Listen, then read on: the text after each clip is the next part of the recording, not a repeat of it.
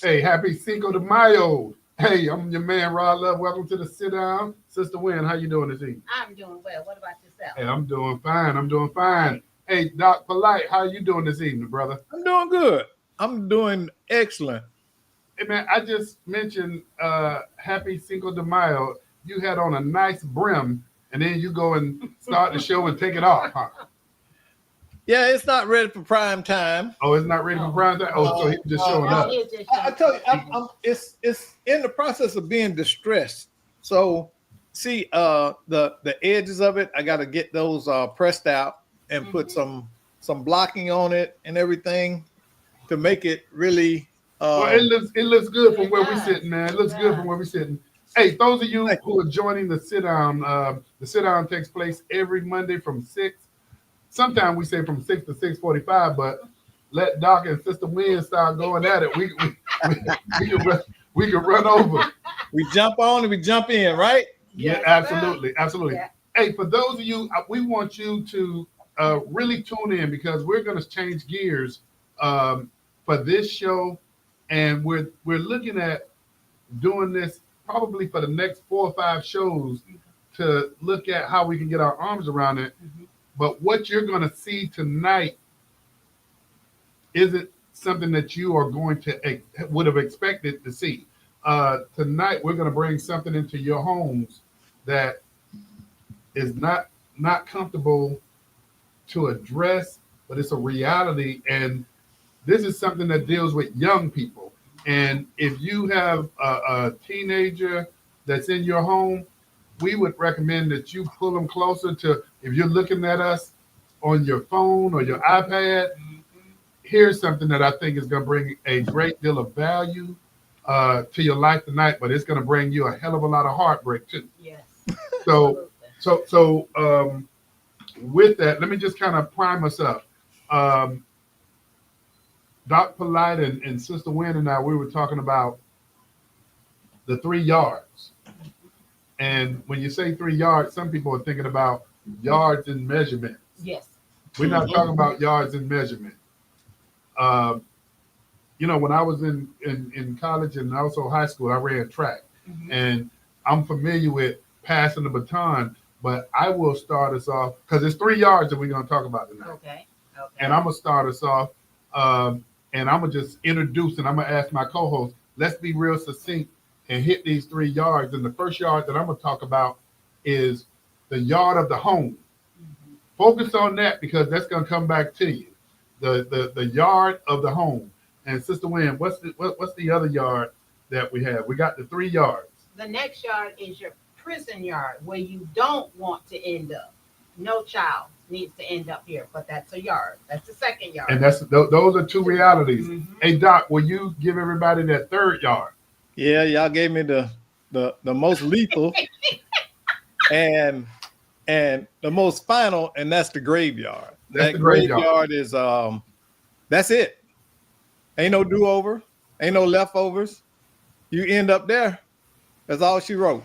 So That's so it. so the 3 yards and please everybody tune in and follow us on this. The 3 yards is the home yard Mhm. where you know we feel secure, where what we need we hope is there. Mhm. Then Miss Wynn, you talked We about have the the- graveyard. Nope. I mean, I'm Prison sorry, the yard. prison yard. Prison yard is where we don't want to end up, but there's consequences for your action. Absolutely. And Doc, And the graveyard, like I said, that's all she wrote. It's over with. You can't go back. You can't go back and say, Mama, I'm sorry. yeah, Mhm. Daddy, I'm sorry. Grandma, I'm sorry I let you down. There is there's no redemption in the graveyard. See, at least at home or in the prison yard, you can redeem yourself. Mhm. But once you're in that graveyard, everything is over with. it's over. Yeah. Hey, and with that, because I don't want to keep everybody on the edge of their seat, trying to figure out, where we're going with this. Mhm. I think the best thing to do is let's take everybody there, Doc. Okay. I clipped this thing and let me tell you, I just Well, y'all we just watch this. Hold on. Okay. I'm there with you. Your parents. Okay? Okay? I don't know how things gonna turn out for you. I ain't got no idea how nothing gonna turn out. No idea at all. Okay, I had to tell them that I pick y'all up. Okay? I had to tell them I pick y'all up, okay? Okay. But I didn't know nothing. I didn't know nothing the second I told y'all don't tell me nothing. Didn't I tell you that? Okay. All right, baby. So I'm so sorry you got to go through what you're going through. But if God help you out of this, please get yourself together, baby. And it's going to take a miracle. It's going to take a miracle that we don't have. You can turn me loose now. You can sit back down because I don't know what's going to happen, baby. I don't know what's going to happen. Your grandma don't know. Ain't nothing we can do to help you now. It's all over now. I know. It's a hard pill to swallow. You can't see my breath no more. No, nobody. Nobody. Nobody. That's why when you have your precious time, it should be precious time.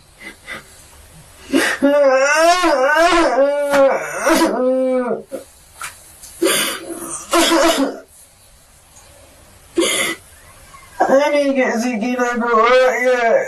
Well, Andre, you have to mind your company that you keep. And I always tell you that to mind your company that you keep. Hey, you know, if that doesn't touch a nerve, I don't know what will. That right there, your heart goes out to not just the grandmama and the family, but that young man too, because too often kids are clueless in many sense, and they think that when we adults are trying to intervene, slow them down, or redirect them, it's because somehow we don't want them to be who they are. But often what we're saying is what you're getting ready to do right now is going to be a life-defining thing. It's certain people you're hanging with that in a moment's time, being with them can cost you your life. Yes. Not just figuratively to the graveyard, but also your freedom. And this is that. I mean, that's what she's saying. In all of that, you know that this kid has been forewarned. He didn't heed it. He didn't think the reality of this day would ever arrive. It's so many lessons Yeah. in just that clip. Yes. And I mean, Yes. and we want to welcome our audience to dial in and let us know how you felt about that clip. And yes, we will be playing it back so that you can understand the full gravity of it. But one of the things I immediately got from it was, did y'all hear when she said you got to mind the company that you keep? Yes. Yep. Mhm. That is true.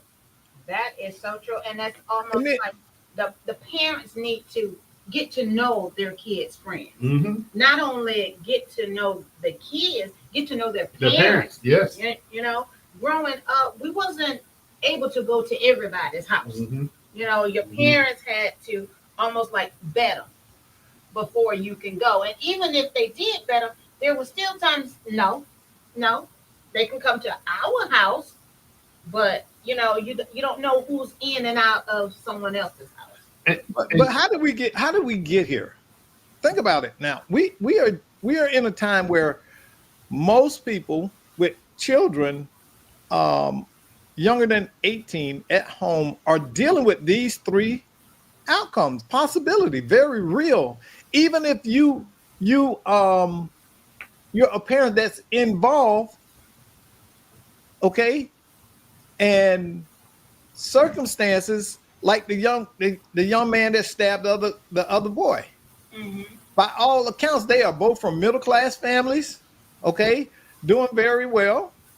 Okay, their families love them. They were brought up middle class, not abandoned, parented well, but yet and still the culture of the street entered their logic in their dynamic, their thinking and their actions. Okay, for them to roll out and fight and it become deadly. When I was growing up, and yeah, I'm telling my age, you fist fall. You got a black eye, busted lip, or something like that, maybe a broken bone, but at least you got to go home.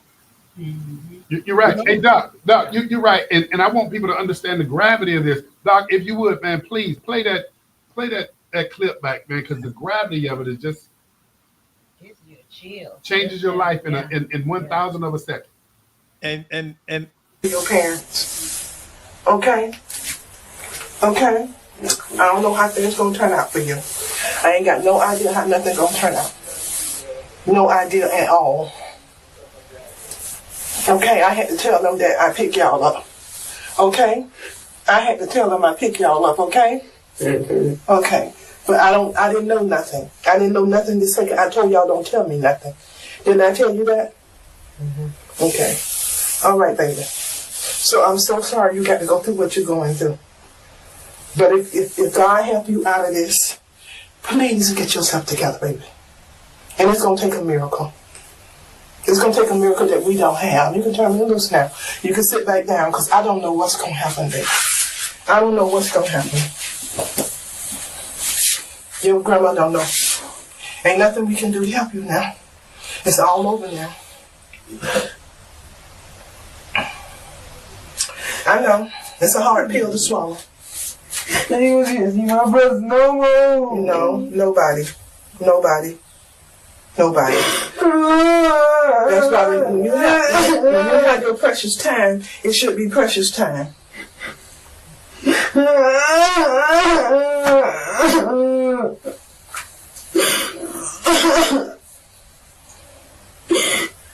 I didn't get to get up right yet. Well, Andre, you have to mind your company that you keep. And I always tell you that to mind your company that you keep. Hey, and you know what? And I guess to frame this up a little bit more, we're assuming, and I'm going to put it out there. We're assuming that this young man has unfortunately been part of something that took place that what could be a tragedy as it relates to somebody else's life. well, you can hear the hopelessness in the grandmother's voice. Yes. I mean, you literally can hear her. She's just as lost. She doesn't know what to tell him. She has no comforting words, no words of encouragement, because she understands how grave this situation. She uses the word. She used the word God. She used the word miracle. And Yeah. Doc, what else did you hear in her voice, Doc? I hear anguish. Like, if we had did something different with him, if we had a good thing. Now, something I caught on too, and this is what I want to say it right, but she said, "Mind the company you keep," and often you hear parents allude to that, but sometimes their child is the company that's being kept. You understand? So you can't always say it's the company you keep. You can say it's circumstances, but it's almost like she's alluding that the responsibility was elsewhere. But what if he's the ringleader? Right. You get what I'm saying? Right. When you start that at home, when they know right and wrong from home, and you show them what the consequences are gonna be, they making an informed decision. You see what I'm saying? It's not like you didn't tell them, you didn't teach them. Yeah. And it's something else too that caught my eye when he was hugging her so tight. She was like, "Baby, you could let me go." You know, it's almost like he didn't want to let her go, but she was like, "Baby, there's nothing else that I know what to do for you." And something else You know? that Doc and I was talking about, and I don't know if you picked up on this, and I had to watch it a couple of times when she said, "Baby, I had to tell them Yes. that I just picked y'all up. Mm-hmm. And then she said something else that stuck out. Mm-hmm. She said, "I told y'all, don't tell me Tell me nothing." nothing. Mm-hmm. Yep. Yep. Because You know, cause in her mind, that's she hey, thinking that's what whatever kids they do. tell her, she gonna have to repeat it. Well, here's what kids do. Kids will twist their story to make themselves not responsible. You understand what I'm saying? And in telling her that, she can only repeat what You said. she's being told. Mhm. And the parents make that mistake. A lot of times they're defending their child and there's no defense. And then when something like now they're in a police station, mind you, I'm assuming, and this is recorded. That is Yeah. recorded. Yeah. That it shows his guilt. And so here's what it said to me.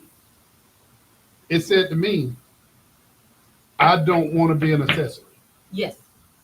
Don't tell me nothing. I don't want to be an accessory to whatever took place." Mm-hmm. Well, not only that, it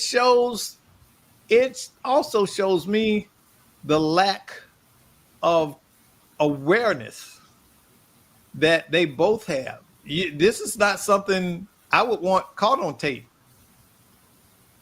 Period. But Doc, let me say this, and just think about this. You, Sister Wynn, think about this. Mhm. Think about all the things that we teach in schools. Mhm. Go with me on this, Okay. because when I look at some of the situations that we're dealing with, and for me, when we look at communities that we have a high rate of referrals from SROs, when we look at communities where we have a high rate of referrals dealing with delinquency, when we look at communities that we have a high rate of calls for service from law enforcement, Mhm.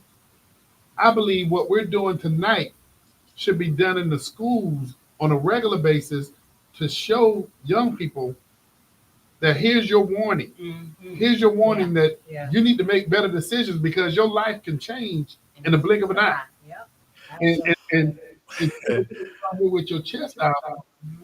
Listen, can I interject some reality to this conversation? We having a real conversation about this, okay? And here's the thing. We have to understand that it's not a racial thing. There is a component of our society that has decided that low income people are expendable and commodities. And they steer those people into those situations. So I'm not going to teach you how to avoid situations like that in school, because you're part of the cog. You're in the cog. You're in the system. You're part of our systemic operation. We have turned poverty into a business in this country, and this is a part of that. When we talk about the school to prison, The pipeline, the prison, the pipeline. yeah. But Doc, let's continue. Let's continue with this conversation because, you know, I think all three of, well, maybe me and Doc, I don't know about Miss Wynn, but we came from humble beginning, poverty, if you want to call it that. And it was the type of poverty that we didn't know we were poor Yeah. because we had what we needed, not necessarily what we wanted, but we had what we needed. Right. But Doc, I think it's a fine line from the perspective that I would adjudicate myself one of those folks that was a commodity for a delinquency or the prison system and things of that nature. And the only reason why I say that is my mom and Doc, I knew your mom didn't play. And so I Yeah. think, yeah, you know, so I don't relate it to, you know, if you come from poverty that you're more susceptible to fall that way. I would say it's all about, man, and I'll say first and foremost, blessings from above, but decision making, fear of consequences. A lot of it is social relationships. What type of family you're born into often determines what you become. I don't. I gotta push disagree back with on you, that Doc. one. Because I'm you t- can okay. have some Okay. wealthy kids that still Yeah, get in that's the a good same example. trouble. I was gonna do it the other way, but that's a good example. That's a good Listen. example. Listen. Think beyond what I'm just saying about the family, because circumstance, you can live in a certain neighborhood, and because of what you're exposed to there in relation to what goes on, whether you're allowed to see that stuff and not have it explained to you, can impact your choices. If everybody around you in your neighborhood are boosters and you got people in your family, whether right or wrong, that don't condone that, don't teach you that it's wrong, But Doc, I You can't go. can grow. I can't go on if that one we because see we want it, we don't like this. See, most people have but that it's not. reaction But it's with not y'all that I have. don't like it. It's It's a- that you got good and bad in every community. Mm-hmm, You absolutely. do, but again, The need just happens to be greater. environment poor communities. plays a very critical role in it. What place? I'm sorry. He I said can't- environment. Environment, your immediate social grouping plays a role in it. But that But comes that down one- to picking your crew a whole lot better. And Mhm. I hear what you're saying, Doc. I just can't ride on that because I do believe people have decisions to make. Just because everything I see around me is gonna be, let's just say, may not be the best for me. Mhm. Yeah, I might be more susceptible to be drawn into it, but I got to have some other strong risk factors for me to be compelled to go in that direction. But also, you have certain what they call assets. Mhm. Assets with that mom who refuses to let you do what you want, Want to do. come and go when you want, be a 14-year-old and hang out till midnight. Mhm. I mean, you got hardworking folk that living in impoverished communities that are making their kids subscribe to a better life, saying you will study, you will get an education. Yeah. And where Yeah. we see it Yes. a great Yeah. deal from is from people who don't come from, and I hate to say it, but there's a facility in a very impoverished community, and both of you know where I'm talking about. Mhm. It's a vocational training facility Mhm. in the heart of the Black community. Mhm. And the majority of the people who go to that facility to seek a better life don't look like us. Mm-mm. Mm-mm. Mm-hmm. Nope. Nope. And see now in the instance where you do have those kids that are in good families, right? Mhm. Where they do everything right, they go to church, they pray together, they do all that stuff. What happened? Why did those kids turn out bad? Why did those kids go to jail? I'm not going to say that it was any other predetermined risk factor, Doc, because you got folk that come from well-off-to-do families that fall into the same traps. Many times, and this is part of parenting too. My grandmother used to say, "Oh, you can't go over to such and such a house because them kids, the family ain't no good." Okay. Now, if you said that, man, you probably get murdered by somebody for saying that. But the reality is that oftentimes what happens is that peer influence can override that parenting. Well, that's almost And like that's a lot of times that's how you get kids in certain social groupings, and you wonder, well, why did they go and do this? I got a relative, he's dead now, but I got a relative that this guy, he went to Jones, heck of a basketball player. Okay, he was going to follow Darryl Dawkins right into the NBA from Jones. That he was that good. And you meet his mom, she was the sweetest woman. He went to church along with the rest of us and everything. But he got out there and hit the friends. Them friends got to him, and he was hanging out, drinking, liquor and weed and all that stuff. Okay. And he was a child by all means that was given every opportunity. And his mom worked at Martin Marietta at that point. And he went out and just went wild, went to jail and all this stuff, blew all his opportunities to go pro and all that stuff. And you can directly look, if you know him, you can directly point to the influence of his peer group that overcame his and I'll go with you, and I'll go with you on that, Doc. I just can't go with you on if you come from a poor community. No. I'm not saying a poor community. So I agree with you on the peer pressure, but that's what the show is all about. Your social grouping, when I'm saying social grouping, what I mean is the things that you are around.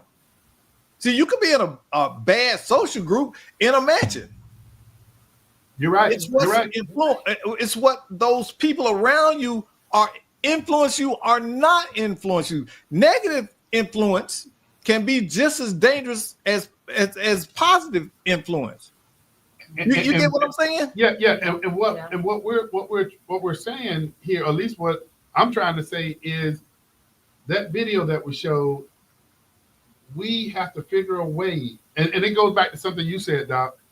Where did we go wrong with this? Where did that young man go wrong? What took place in his life that put him in that situation? And I don't know, he looked about 14, 15 years old to me. Right.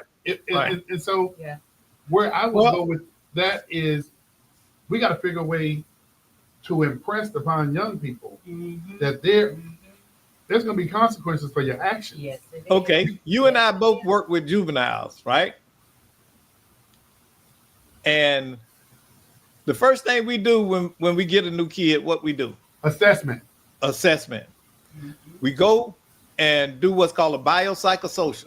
That biopsychosocial is a snapshot of the things in his life that may contribute to his success or his failure. What's his home life like? What's his grade and attendance? All of those things play a critical role in giving you a view of this person based on the behavior that's traceable, that has a history. Behavior and here's where I'm gonna go with you, Doc. Behavior and that kid's quote unquote environment. I mean, and this is not to say that this is the same for everybody, but the trajectory of children's lives either peel off or start going down when you see kids coming from a single parent family. Yeah. If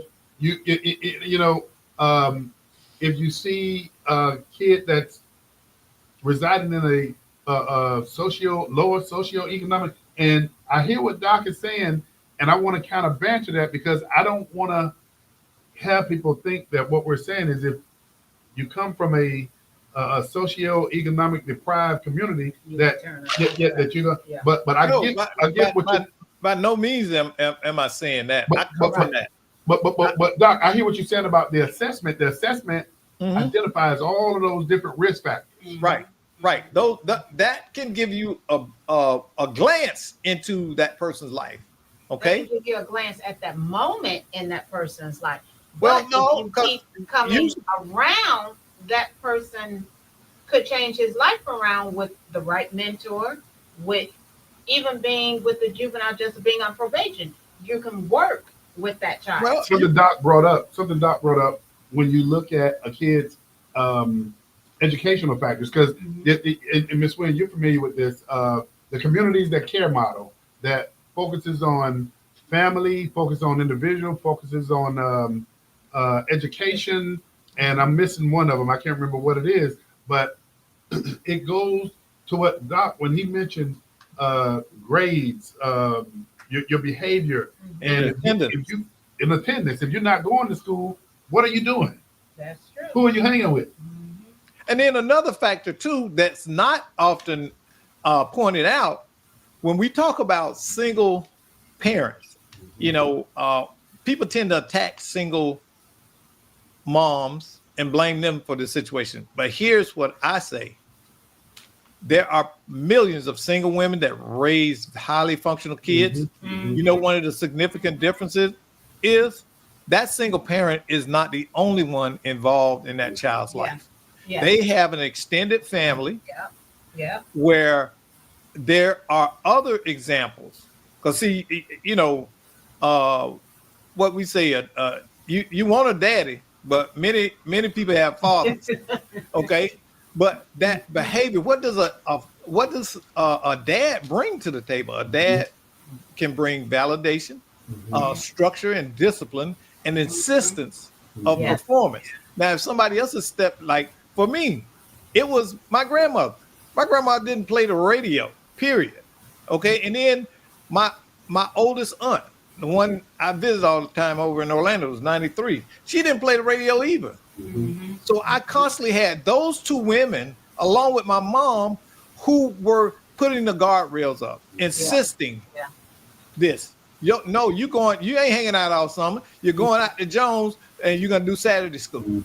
Yep. Constructive. Okay. Yeah. So Yeah. giving me directions rather than trying to let me stay home and figure it out myself. They said, no, we already got it figured out for you. This is what you're gonna do. Doc, you just brought up something. I didn't think about this. We've all heard of absentee fathers, Yes. but Mhm. and I didn't think about it because Doc just said what he said about dad. You never heard of an absentee dad because it's almost like an oxymoron part of Yeah. it because a In dad order is to be a somebody- dad, you got to show up and be present. be present. You're right. Yeah. Yeah. And there are characteristics that other people can't perform in that dad role. We don't like to identify them that way, but one of the things is that extended family being involved. Okay. There were many times where just because of who my family is, there was absolute demand on our time and on our conduct. You do not go out. You are a Rutherford. That was told to us all the time. And if you've been in Orlando any amount of time, and old Orlando, you know who the Rutherford families are and is. Okay, because it was at one time it was one of the wealthiest families, black families in Orlando. They used to own all that land over there where the Citrus Bowl is. And where that all the way back to where that Lincoln dealer is, right there, all that Rock Lake, all of that at one time belonged to the Rutherford family. So we had an expectation. People went to college. We had an expectation on us, okay, and we modeled that. The worst thing I wanted to do as a child was embarrass my family, embarrass especially my grandmother. And so when you have those guidelines, see that structure, I'm telling you, discipline is love. Discipline is the most powerful love you can give anybody. Saying, I'm going to structure this because I love you too much to see you fall to the wayside. So I'm going to put guardrails up to help you become productive with your life. I know it's your life, but I'm going to at least give you a foundation on how to live it.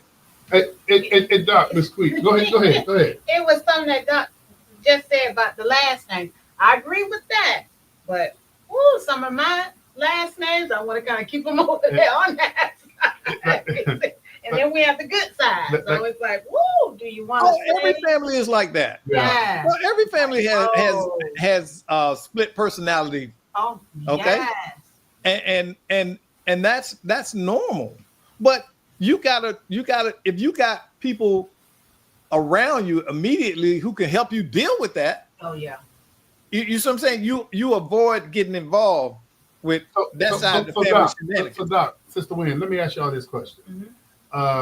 Because we played the video of this young man. It's heartbreaking because you immediately know, and as Doc mentioned, you can feel the tone Yes. of what's taking place. Yes. Yeah. Yes. And we don't know how he got there. Because I mean, Doc, that was a good question that you brought up. How did he get there? Yeah. But let's talk about this. what are some of the solutions? I mean, you can go from one city to the next, one county to the next. Everybody got a lot of the same issues. And a lot of these issues are growing. They're not constricted. What are some of the solutions? Because we have young people that are filling up the juvenile detention centers. We have young people that are filling up prisons more so now than ever before. And see, and that was the point I was trying to make, Rod, about the prison industrial complex and the need for bodies, commodities. This is why I feel that education is lacking in this country. That's a big part of it to me, because certain people can make a lot of money with it. If you're not educated, your choice and thinking oftentimes is not about positive things. You don't know better. You don't have that awareness and consciousness. And if we look at our society, they are dismantling education. Why would a country want to dismantle its education system? That means that the majority of the citizens won't aspire to be anything. They won't learn, or they'll be impacted by low quality education, rendering them more dependent on the state or a get over. But Doc, I hear you, but I'm one of them folk. See, Doc is in the stream getting those kids. Doc in the stream getting them. But I'm one of those cats that I'm sitting back saying, you see all these kids flowing downstream, and you're gonna exhaust yourself doing this. I'm gonna go upstream to see who put them in the water. and so with that being the case, and Doc is a smart cat, because you lead me, by the way. I hope you know you lead me on where I'm going with this, and that is, it's greater to invest upstream than it is in the prison. But Doc, we've heard this many times before. There's more money to make on the treatment than the cure.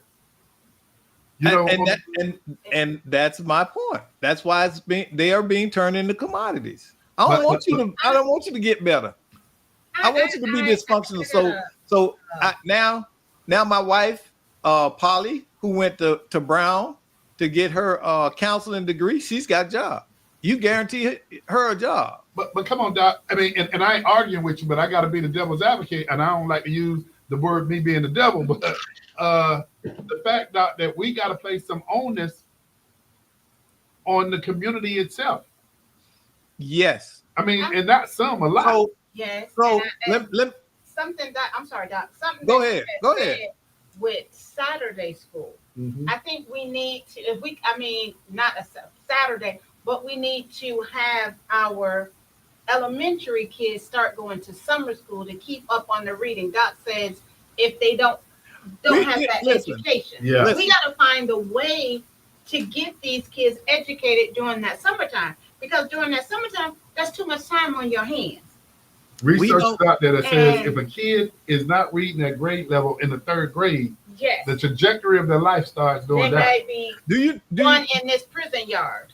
Do you know what most kids in other countries do first? The first lessons they get when they start going to school, the first couple of years, you know what they learn? What's that? Socialization. They learn how to get along with other people and how to serve their community. Okay? That's what they learn first. When you go to Japan, you go to China, and throughout Asia, there are no janitors in the schools.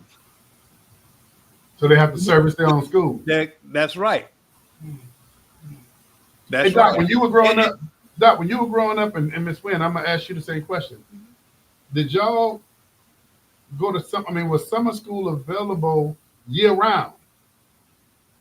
I mean, and not year round. I'm sorry, not year round. Was summer school available to everybody? Yes. Yes, it was. Whether you flunked that or not, you could go to some school if you wanted to. Yes. Now they don't do that. Correct. My oldest two daughters, they went to summer school every year, even if they didn't have to go. They were going. It was, and I mean, my mom had us at summer school. I didn't know that it was really no summer school because we went to school year round. Yeah. And And I there's think not- we need listen. to start that back. I mean, I feel you need to be in summer school, whether you're failing or not, because that keeps you on top of your learning skill. And if you don't go to summer school, we provide tutoring service here at Florida Economic Consortium. So you could please give us a call at area code 407-494-2406. Good Ask plug, Reggie Miss Wade. Guido, please. Good plug. You segue right into it. Yeah, see, that was a good plug. Ain't, That was a good plug. ain't nothing wrong with ringing your own bell. You're right, but you know, summer school, and I don't know, you know how it was in Central Florida, and you grew up in New York, Mhm. but if you got enough summer school credits, you could actually get promoted a Yes, grade. Yes, sir. Yeah. Yes, sir. Mhm. Yes, sir. Yes. And you know, we see these things, but I always think about longitudinal results, and that's long term. That long terms, and we've been doing some of the same things for 40 years, and we have not benefited or had a cash out from those investments. Yeah. Why are we still spending time doing the same things? Okay. One of the things I look at is, and it's coming. I see it coming, is a parental accountability. Around the country, you see it taking place. Yeah, it's going to change, because one of the things that people are realizing now is that, hey, you're responsible for what this kid becomes in society. And if you're raising a menace, you're gonna be punished for raising a menace. So that's coming. You're gonna see more and more parents who actually go to prison and go to jail behind raising monsters. Those parents who show, I mean, in my opinion, and Attorney Greg Jackson he's the legal mind, but I think we're seeing those parents who show willful neglect. Those are the ones who are being held accountable. And think about this: a minor can't sign a contract, and a parent is accountable for those kids' actions while they're minor. So it splits both ways. Isn't it something out now if the kid missed so many days, the parent and the kids have to go to the school board or something? It's a truancy, and I think with Florida, it's about if you miss 12 days per semester, then it should trigger a truancy referral where I guess the school board engages the family to see why a kid has been absent so many times. Do y'all know why there are counselors and social workers? Do y'all understand the basic premises why there are counselors and social workers? So that child can have someone they can talk to, feel comfortable with speaking with, may not be your parent, that you can share. I'm sure Doc will tell us, because I was going to say addressing the psychological need, but Doc wants this to be a quiz. Tell us, Doc. We deal with people who cannot manage their life. That's the bottom line. That's the reality. They don't want us to say that publicly, but I'm retired. I ain't got nothing to worry about. That's what we do, because you have not learned to manage your life. We now have to give you insight to learning to manage your life, your emotional maturity, okay? Your decision making, your critical thinking. A lot of those things, especially when you use CBT, cognitive behavior therapy, thinking, acting, feeling. That's what it's built on. You're making choice. Because you can't manage your life. The court has decided you must come to this program. You can't live your life without drugging yourself and going into an alternate state of consciousness and then doing things that are criminal. So we're going to manage it for you. Hey, Doc, And you know, that's the category I let Doc manage that. I let Doc manage that. But hey, Doc, before we you know, wind this session up, because Doc is going to be co-hosting Let's Talk Nation with me on the next segment, and we're going to roll out with the same thing we rolled in on. Okay. But Doc, let's let people see as we end this segment and get ready for Let's Talk Nation at 7 o'clock. Your parents. Okay? Okay? I don't know how things gonna turn out for you. I ain't got no idea how nothing gonna turn out. No idea at all. Okay, I had to tell them that I pick y'all up. Okay? I had to tell them I pick y'all up, okay? Okay. But I didn't know nothing. I didn't know nothing this second. I told y'all don't tell me nothing. Didn't I tell you that? Okay. All right, baby. So I'm so sorry you got to go through what you're going through. But if God help you out of this, please get yourself together, baby. And it's going to take a miracle. It's going to take a miracle that we don't have. You can turn me loose now. You can sit back down because I don't know what's going to happen, baby. I don't know what's going to happen. Your grandma don't know. Ain't nothing we can do to help you now. It's all over now. I know. It's a hard pill to swallow. They was here, see my brother no more. No, nobody. Nobody. Nobody. That's why when you have your precious time, it should be precious time.